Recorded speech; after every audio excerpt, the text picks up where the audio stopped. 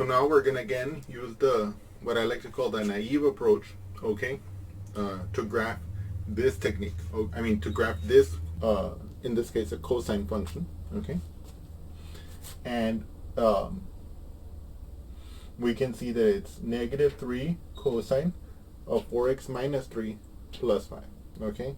So it looks just awful, right? But the way we're going to do it is we're going to remember our major landmarks from our cosine. Okay, so I'm going to let this be my x and this be my cosine theta. And I guess in this case cosine, let's call this theta. We know that at 0, let me write this down for you real quickly here. But you're going to remember this from our previous discussion, right? That basically at 0, cosine of theta is 1. At pi over 2, it's 0. At pi, it's -1. At 3 pi over 2, it's 0. And at 2 pi, it's 1 again. And remember, let me just remind you where that came from. If I draw my unit circle real quickly, okay, this is my 0, pi over 2, pi, 3 pi over 2, and of course 2 pi is coincident or coterminal with the 0. These angles are in radians, but you can do degrees as well, right? 0, 90, 180, 270, and 360. In any case, the cosine of 0 is the intersection of the terminal side of the angle 0 with the unit circle, which would be this point here, right? That point has coordinate 1, 0, or coordinates 1, 0. The cosine is the x, so that's the 1, and that's why it's 1 here.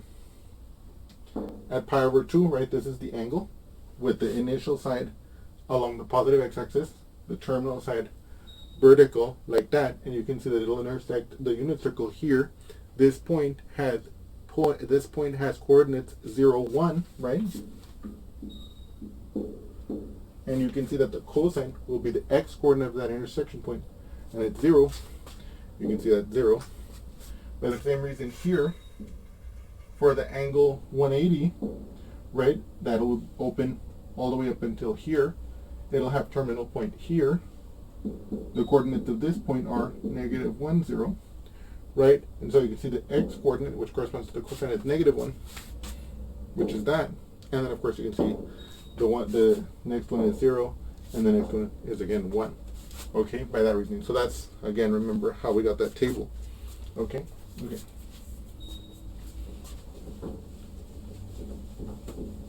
So in a certain sense also, if like for whatever reason you forget your main points for the cosine or the sine, you can always recover them using the procedure I just did. In the case of the sine, we remember those were the y coordinates, right? You can easily recover these points, these landmarks, or whatever you want to call them, okay? I like to call them landmarks because, you know, you feel like you're walking along a familiar road, okay? Oh my god, I'm at pi over 2, and the cosine is 0. Okay, anyway, that's kind of bad, right? Oh my god. Let's stay focused here. So, of course, the thrust of the naive approach, as I like to call it, is that we don't want to evaluate the cosine at something ugly. So we just doctor it by figuring out what x has to be to make this expression into all our nice angles, so that we will get all the nice values of the cosine. Okay? That's the whole idea. So let's begin with the first one. So we ask the question to ourselves, 4 times x minus 3 equals 0. Because I want to get this angle. Right? And let me start making my table here. I want to find what the x's are. And before anything else, I just want to find out what the x's are, because then it'll be easy for us to get this table. Right? You see, this part will just be the cosine values. In another column of the table, I'll actually evaluate these values. Okay? That way I do it step by step and I don't overwhelm myself. So again, we're going to start with this one. Right? Because if I know that if I make this happen, right, if I make this inside to be 0, right, then the cosine of that will be 1. Okay? How do I solve this? Well, I add 3 to both sides first. and I get 4x equals 3. 4 next to x means I'm multiplying 4 with x. So I divide both sides by 4. So I get x equals to 3/4. Okay? And so, what does that tell us? Because of the way we set this up, we know that if x is 3/4, then this inside will be 0. What's the cosine of 0? Well, we know that the cosine of 0 is 1. Boom. Done. Isn't that cool? You're like, yes, David, that is cool. It's absolutely incredible. It's shocking that something could be this cool. I myself am not fully aware that it could be this cool. I'm even kind of convinced that maybe it's not this cool, but you're making me believe that it is this cool. No, I'm just kidding. Okay, what's the next question we're going to ask? By the same reasoning, it would be nice if this expression equaled pi over 2, because if it did, then we could easily put that x here, and we could put 0 here, right? Because the cosine of pi over 2 is 0. Well, we just force it, right? We find out what x will make that happen. So 4x minus 3, the inside of this, we want it to equal pi over 2. So we add 3 to both sides. And then we get 4x equals pi over 2 plus 3. Now here, I don't want to leave it like this. This looks ugly, okay? So what I'm going to do is I'm going to combine them. I'm going to have to rewrite the 3, though, as a fraction. Because remember, we can't add a fraction with a non-fraction, right? Or I mean, we could leave it like that, but we don't want to. We want it to advance. We want it to be one fraction. So how can I write 3 as a fraction? I can write 3 as a fraction by setting it as the numerator and 1 as the denominator. But now we're faced with another problem. They don't have the same denominator, right? So what I'm going to do is I'm going to multiply this one in this case by a fraction, and the main idea of the choice that I'm going to have to make here is, what does 1 have to be multiplied by to give me 2 so that they'll have the same denominator? In this case, it's quite easy. It just has to be 2 over 2, because 2 times 1 is 2, and so they'll have the same denominator. So I can see that 4x here is going to be pi over 2 plus 3 times 2 is 6, 1 times 2 is 2, and now I can just combine those as 4x equals pi plus 6 over 2. Because remember, when we're adding two fractions that have the same denominator, we can add the numerators and keep the denominator. Okay? So now I divide both sides by 4, and I get x equals this fraction, pi plus 6 over 2, divided by 4. Now this is also a problem because I cannot divide by 4. But I can rewrite the 4 as a fraction, right? So pi plus 6 over 2 divided by 4 over 1. Right? And what happens when I divide by a fraction? I multiply by the reciprocal. So this is going to be pi plus 6 over 2 times 1 over 4. Okay? Perfect. And how do I multiply fractions? The product of two fractions is the fraction whose numerator is the product of the numerators. Well, 1 times pi over 6. 1 times pi plus 6. So that's just pi plus 6, right? And the denominators, the product of the fractions is the fraction whose numerator is the product of the numerators of fractions being multiplied, and whose denominator is the product of the denominators of the fractions being multiplied. In this case, 4 times 2, right? So that's 8. Oh my god, admittedly, that was quite ugly. But we got it. Pi plus 6 over 8 is that x value, which when you plug it in here, will give this to be pi over 2. So I know that the cosine of this value at that point will be the cosine of pi over 2, which will be 0. Okay? Yes. Now, of course, from our previous discussion, we know that the separation between the main points has to be the same. So if you guys are really paying attention here, you guys might notice that we added pi over 8 to get here. Okay. Okay, and then so we could assume that we're going to add pi over 8 again, pi over 8 again, pi over 8 again. But let's not spoil the fun, right? Okay. So let's continue, right? So what's the next question? I want you guys to think about it in your brain. Dun dun dun dun dun dun dun dun dun dun dun dun. So the next question is, what does 4x minus 3 have to be so that this inside will equal pi, right? Well, in this case, we just add 3 first to both sides, like this, okay? And we get 4x equals pi plus 3. Then we divide both sides by 4. X equals pi plus 3 over 4. You can see that that's going to go here. And we know that this value was chosen so that this expression would equal to pi. So the cosine of this expression at that x value will be the same as the cosine at theta equals pi, which is -1. Okay? Oops.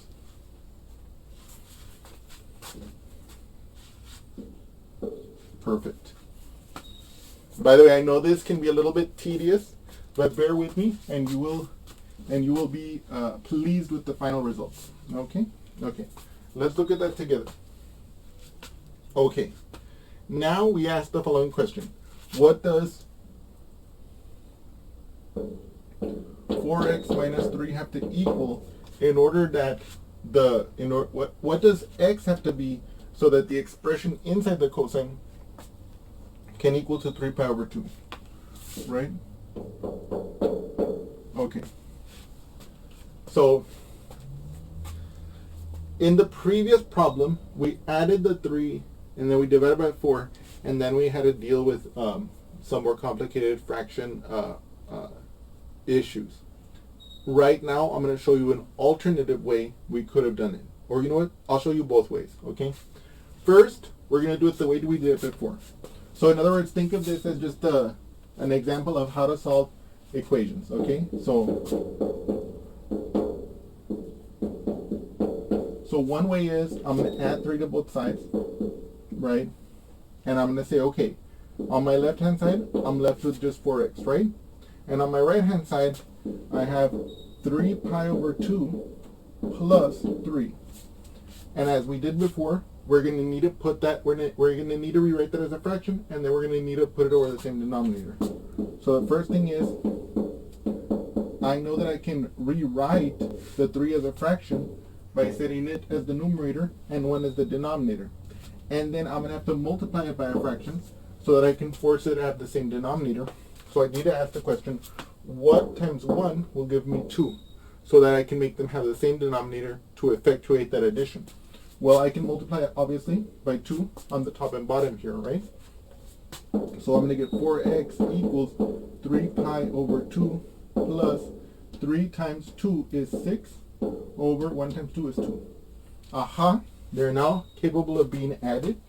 I get 4x equals 3 pi plus 6 over 2. And then I can divide both sides by 4.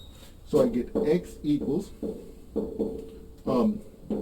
3 pi plus 6 over 2 divided by 4, which we saw in the previous problem. I can rewrite as x equals 3 pi plus 6 over 2 divided by 4 over 1. And remember, the reason why we're doing that is because we don't know how to divide by a whole number, but we do know how to divide by a fraction. So now, when we divide by a fraction, we're going to multiply by the reciprocal, and that's going to give us 3 pi plus 6 over 2 times 1 over 4. And of course, we know that the product of two fractions is the fraction whose numerator is the product of the numerators being multiplied, and whose denominator is the product of the denominators of the fractions being multiplied. And so we end up with x equals 1 times 3 pi plus 6. Well, that's just going to be 3 pi plus 6. 2 times 4, that's just going to be 8. Okay? Okay. And then, so that's our result. So let's put that over here, ya de una vez.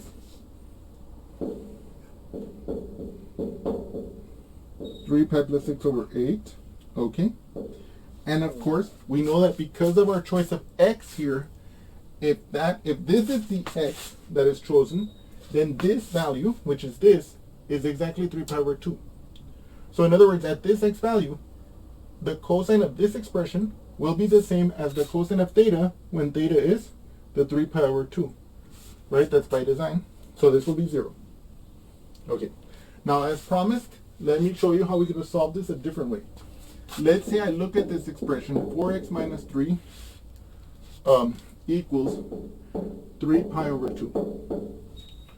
The problem here, the thing that makes this expression slightly ugly, well, it's not really ugly, you know. Obviously, you can do it if you know your fraction calculations very well. It's not too bad. It's just a little bit ugly. But we can avoid all of this if we multiply, in this case, both sides of the equation by 2. Okay, so let's do that together. So I'm going to do 2 times 4x minus 3,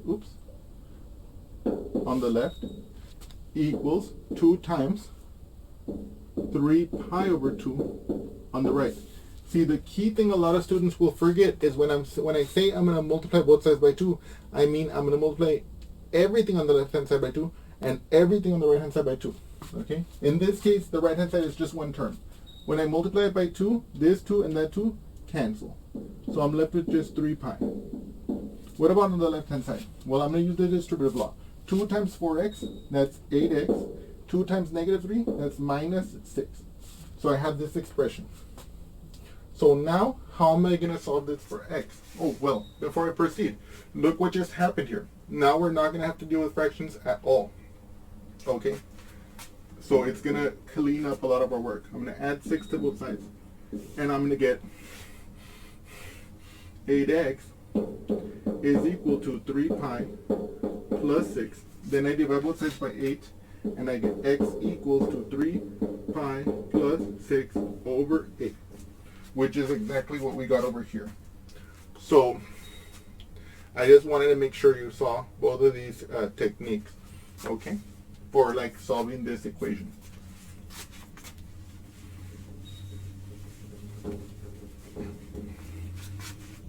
Okay, so now let's proceed to the final question so that we can finish making this table and then graph this function. Okay, by the way, you should do all these calculations on the scratch paper. Okay, and it's good to practice these calculations because, of course, they help you work your brain. Okay, so now the final question is this. What does x have to be so that this inside will be 2 pi, right? Because we know that the cosine of 2 pi is 1. We want that, right? We want that nice value. Okay? So 4x minus 3 equals 2 pi, like this.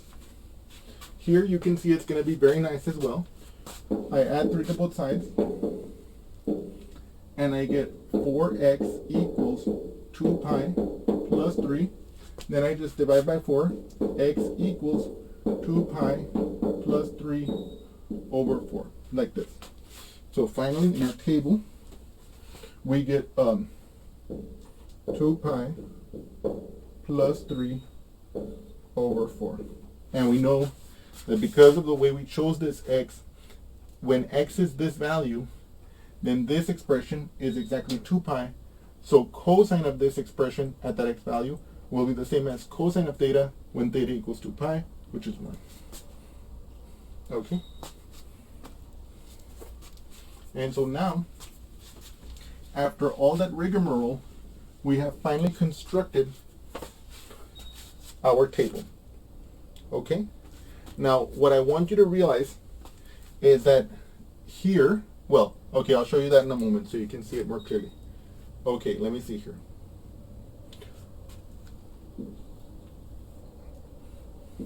So now let me make this table.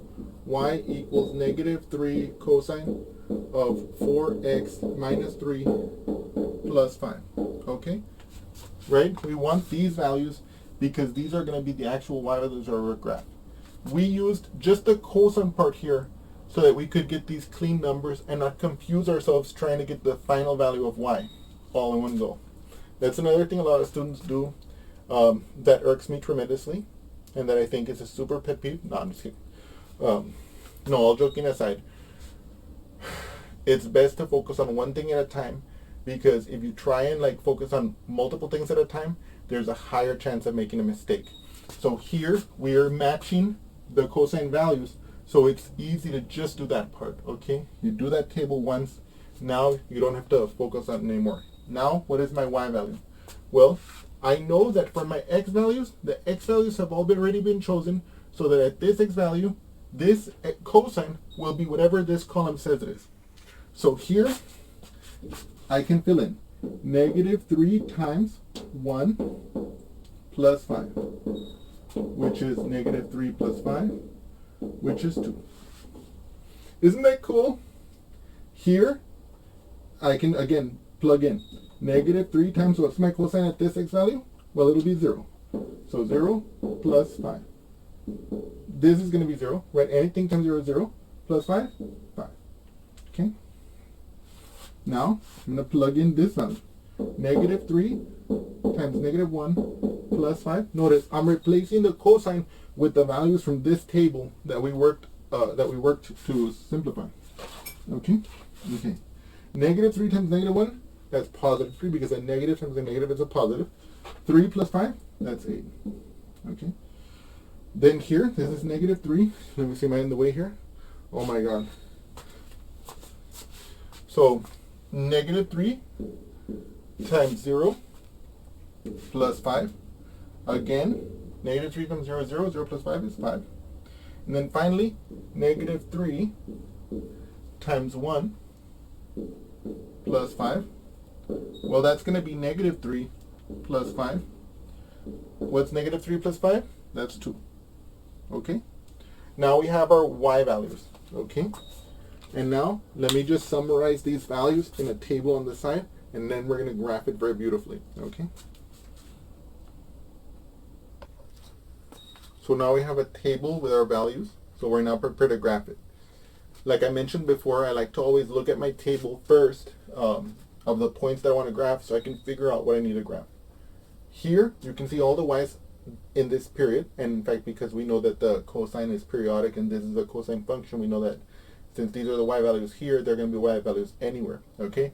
But whenever I'm looking at a table, I like to look at the y values. I can see I'm only going to need to graph positive values of y, and in particular, only the values from 2 to 8 are strictly necessary here. Again, if you're using this for a particular problem that requires graphing something else onto the graph as well, then you might have to like put more y values, okay? But for us, in this case, we're just graphing this. We just need from 2 to 8. Like, absolutely need. But the same reason, look at these x values. These x values are all positive, okay? So we don't need to draw any negative points. And now we can try and figure out more or less where these lie, more or less, okay? In our case, we know that these are all separated by pi over 8, okay? I'll show that to you right now in a very vivid way. But you can at least see that they're increasing. We go from 3 pi over 4 to a number that's slightly greater than 3 pi over 4. And in fact, here you can see that this is actually the same thing as 3 over 4 plus pi over 2, if you were to break that up, right? So in fact, look at that here. Let me show you what I mean there. If I have 2 pi plus 3 over 4, I know I can rewrite that as 2 pi over 4 plus 3 over 4. And this simplifies to pi over 2. And if you break up each of these like that, you'll see that it's plus pi over 8, plus pi over 8, plus pi over 8, plus pi over 8. So it actually is increasing. Okay?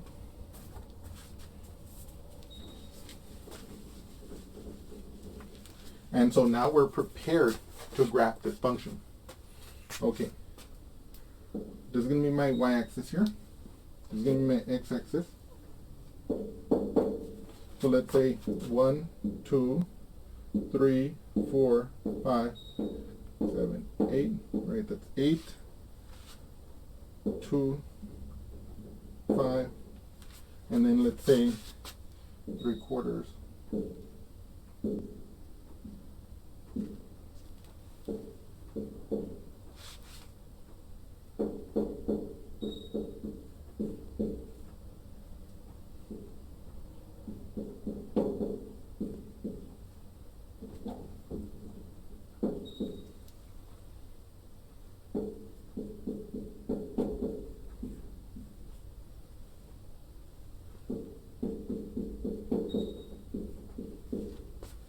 So here I have labeled the angles very nicely.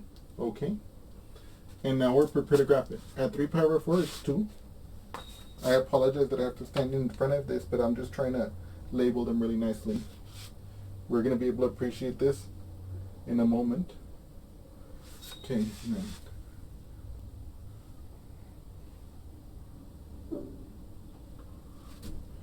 Then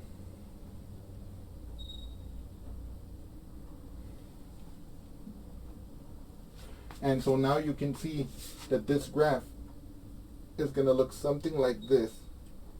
Okay. I apologize that this graph cannot be more perfect than this. I apologize that this graph cannot be more perfect than this. Okay. But let me just point out a few things here. So again, right now I'm just going to say this in a very sketched way because we're going to talk about these things in more detail. But this is an accurate graph. Of course, you know, if you could draw like a computer, you would get the nicer shape that we expect, right? But it's going to have more or less this shape. And of course, it's going to continue on like this forever, that way and in this direction. We know that, again, it's a cosine. The domain is negative infinity to infinity. The range, this is different. For this one, we can see that it's going to reach the minimum at 2 and the maximum at 8. So the range here will be the closed interval starting at 2 and topping out at 8. Okay. So let's write that down here. The domain, negative infinity to infinity. The range, 2 to 8. Notice the brackets there. Now the period. What's the period here? The period, you can always get it from the end point of the table minus the beginning of the table. In this case, if you perform that subtraction, you will get 2 pi over 4, or in other words, pi over 2, right? And in fact, you saw that here when I broke that up right now a few moments ago. So we got the period, the domain, the range. Now, if we want to talk about the amplitude again, we're going to talk about this in more detail later, so I don't want to put too much weight on this yet. What we can do is we can take the maximum value achieved, 8. We can subtract the minimum value achieved, 2. 8 minus 2 is 6. We divide that by 2, and we get our amplitude, which is 3. And then, later on we're going to talk about the vertical shifting. We can see here that this graph, we take our minimum value, or respectively our maximum value, and we respectively either add or subtract the amplitude. So for example, 2 plus 3, the amplitude we calculated, is 5, or respectively 8 minus 3, we also get 5. That's the amount by which in this case, the cosine graph has been shifted upwards. Okay, it's been shifted up by 5 units, you see. And of course, it's been shifted to the right, as you can see here, by 3/4. That's why it starts at 3/4. Okay? Okay. In any case, I hope that you've enjoyed this example. We're going to look at those like latter details in more detail later. But more importantly than anything in this example is I wanted to show you how to graph it, how you get your points, and how you draw your graph so it looks beautiful. Okay? And again, you know, I drew it as best I could by hand. Whenever you're drawing, I think it's important to learn to draw graphs by hand so you can develop intuition. Okay, but of course in your brain you'll know it'll look just like a cosine that in this case has been kind of stretched out and moved a little bit, okay? In any case, thank you so much and look forward to seeing you again soon. Thank you. You're still there? You're watching this video? Well, I hope you enjoyed it. In any case, if you did enjoy it, well, I encourage you to like it. You know, put that big thumbs up there. And don't hesitate and don't forget to subscribe to my channel. And anyway, and also add a comment if you want me to cover some particular topic. I can't make any promises. There's a huge list of topics I already want to cover, but time permitting, I may address that topic. And in any case, I hope you've enjoyed this video, and thank you again.